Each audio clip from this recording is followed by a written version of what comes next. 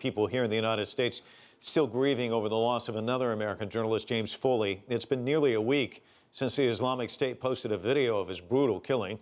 To talk about this tragic loss, I'm joined now by a longtime friend of James Foley, Matthew Van Dyke, joining us from New York. Matthew, I know that you went to the memorial service for Jim in New Hampshire yesterday. Describe it for us. It was very well attended. There were around 1,000 people came out to show their support for the family. The family's strength is remarkable. Their faith is very strong, and a lot of people came to show their support. Jim was well liked and well loved by colleagues, friends, family, everyone. And you would fall into that column. How long did you know him, and what would you like people to know about Jim Foley? I've known Jim since 2011. We met shortly after I had escaped from prison in Libya, and he had returned to the country to report on the war. You know, he was one of the nicest people I've ever known. Very professional journalist. Everybody liked him. When I got to Syria to work on my film, people were asking me if I knew him. The local people always loved him. Very well respected by his colleagues, and he really cared about the people he was reporting on. He even held a fundraiser to buy an ambulance for a hospital in Syria. So he was a rare breed, very special person. You had something in common with him, though. You mentioned that you escaped from jail there in Libya. He was captured before in Libya as well. A lot of people would be scared away from war zones after an experience like that. And some might look at it and say, why would he ever go back? You know, did he have a death wish? Was he crazy? What would you say to somebody in trying to explain what it was, this drive to go back after going through an episode like that? Well, this is one of the things that my friendship with Jim was built on is when I was a prisoner of war in Libya and I escaped from prison, I went back to combat on the front lines.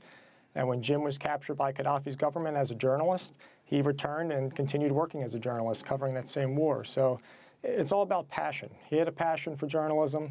I had a passion for the cause I believed in. And neither of us were going to let some prison time stop us from fulfilling that. He had a real drive to do what he believed in. I've heard that you watched the video all the way through. How difficult was that, and what made you do it?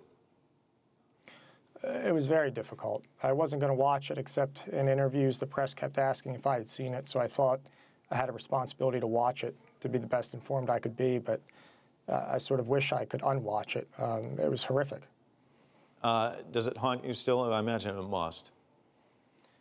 You know, I've spent some time thinking, putting myself in Jim's place and how I would react. You know, it's shocking. At the same time, you see his remarkable courage, even to the very end. He maintained his composure and he, held himself together remarkably well. Well, if there's anybody who can actually get into his head, because you were there, I mean, this documentary that's out there about your exploits in Libya, it's called Point and Shoot. It talks about how you landed in this prison for 6 months. What was going through your mind while he was in captivity? I mean, you must have had some moments where you had your doubts when you were in custody. Did you ever think he'd get out as a free man, or did you think it would end this way? I mean, what went through your mind as he was in captivity? For a lot of time when I was in prison, I thought I would be executed. I thought I would be in prison 20 or 30 years. I did not see a lot of light at the end of the tunnel. It's the worst feeling in the world to not know what your fate is. It's not like being arrested in a Western country where you face charges, you have a hearing in front of a judge. It's not like that. You just get thrown in a prison.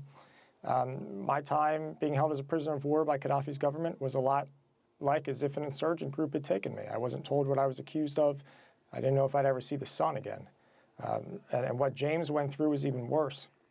It's hard to even imagine, what went through his mind. Fortunately, he had interaction with other prisoners, and that certainly would have been a source of strength, and he would have, more importantly, been a source of strength for other prisoners. Matthew Van Dyke, thanks so much for telling us about your friend, and we are very sorry for your loss. Thanks again.